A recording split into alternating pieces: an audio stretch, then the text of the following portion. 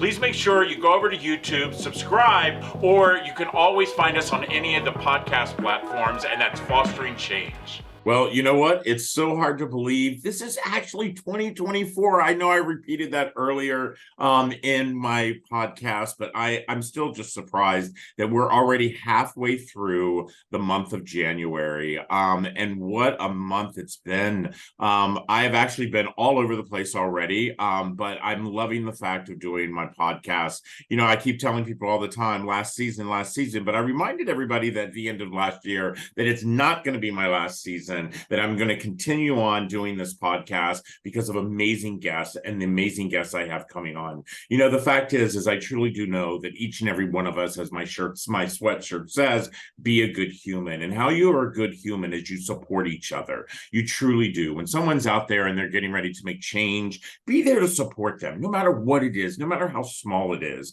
And my next guest, that's exactly what I wanted to do. I met Kevin actually through social media, a little bit of a stalker. And so I am so lucky that I now get to call him my friend. And so without further ado, Kevin Leslie, welcome to Fostering Change. Rob, thank you. Finally, hey? Thank you. I know. This is like almost a year this is supposed to be happening. You know, I love the fact that, you know, there's so many things that you do. First of all, let's let our audience and our viewers know. First of all, you're an actor. You know, you had an amazing movie that just came out during the Christmas holiday, which, by the way, everybody, it's still streaming. Leslie, the name of that, I mean, Kevin, the name of that movie that you were just in. Christmas at the Holiday Inn. Christmas at the Holiday Inn. But what I love is Holly, like the Holly. Holiday, because Christmas in the Holiday Inn. Yeah. By the way, here in the United States, we have a hotel called the Holiday Inn. So, same. The thing that I loved is that, you know, because I do follow you on social media, I love the fact that, you know, how excited you were because you were on one of the main TV channels, Channel 5. Oh, yeah, our terrestrial telly. Yeah, a bit of story there. It's because I grew up kind of, you know, watching Channel 5 movies.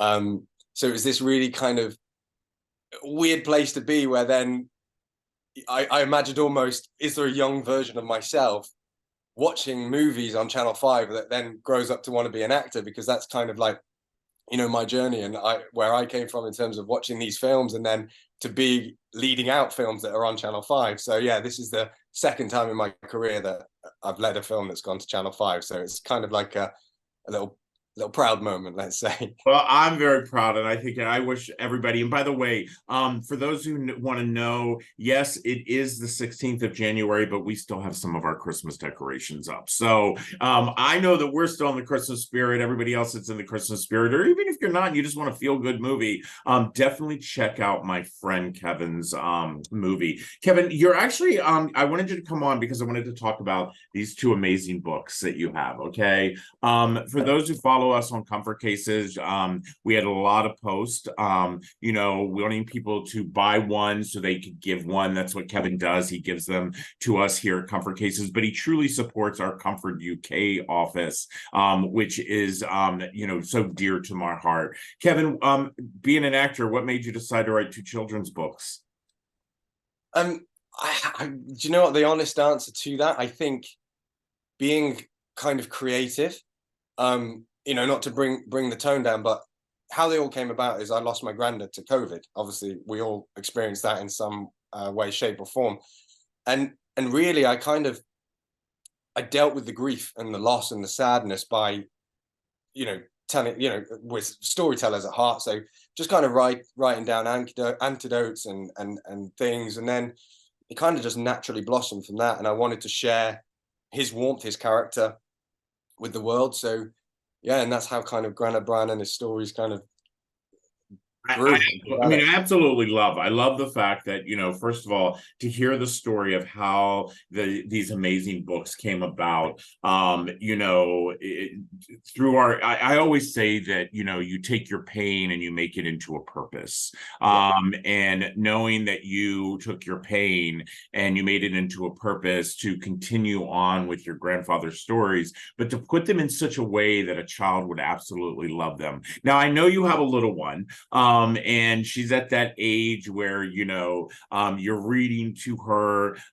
Do you really, how does that make you feel to know that you're reading to your daughter a book that you have written about that has stories about your grandfather in it?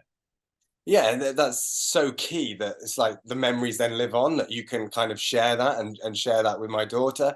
um I'm going to say she's a slight critic because she gets bored about page 11. But I'm not going to take that personal. I think because her attention span is only, she's 15 months old, so I reckon that's more than she doesn't enjoy the stories. But she's a very quick reader. She flicks the pages, I can't keep up. But yeah, it makes me, brings me a lot of joy to be able to kind of share that with her. The thing that I have to tell you that I noticed about your books, okay, and I get authors on my show all the time, but the thing that I noticed about your books that I don't see quite often and I don't see enough of is your books have such diversity in them. The people that are in your books are so diverse. I mean, I get books where it's all people of that are white and Yeah. all, and you have such a diversity of characters within your book. Did you consciously do that, or is that just because here in the States, like I said, we're not seeing that as much as we should. And I Yeah. love when I've got your books as I was reading through them, I was just like, that was the first thing that I caught. Yeah. Well, we live in such, such a diverse world, and for me, yeah, it was a conscious decision, but it's kind of reflective. Representation is key. So, that for me, that's when you go out in the world, this is what we see. And it didn't just want it to be. I wanted it to be authentic. Of people in roles and jobs that we see all the time, and so yeah, it was a conscious decision, but just to reflect, like, the world that I see. Right. And I love that. One of the things that I know you really want to do is you wanted to make sure that you educate children. So each one of your books, it really does give some education for them. It's just not like I love books, and especially children's books, that when a child is finished reading it or a parent is finished reading it to a child, there's that takeaway moment. Yeah. And I think that's so important. In your book, which is your newest book, Harry the Pigeon. Yeah. What would you say is the takeaway moment in this particular book? I think, and just a quick one on that, because Harry Pigeon, so is based on my other granddad who raced pigeons his whole life. So I ended up turning him into a pigeon. um, but I think the takeaway is it really, to me, is about kindness. Not judging a book by its cover, not judging people. I very much, I'm very blessed that I've had important people in my life that have passed on these sort of messages for me. But my granddad Brian was somebody, he would talk to anyone.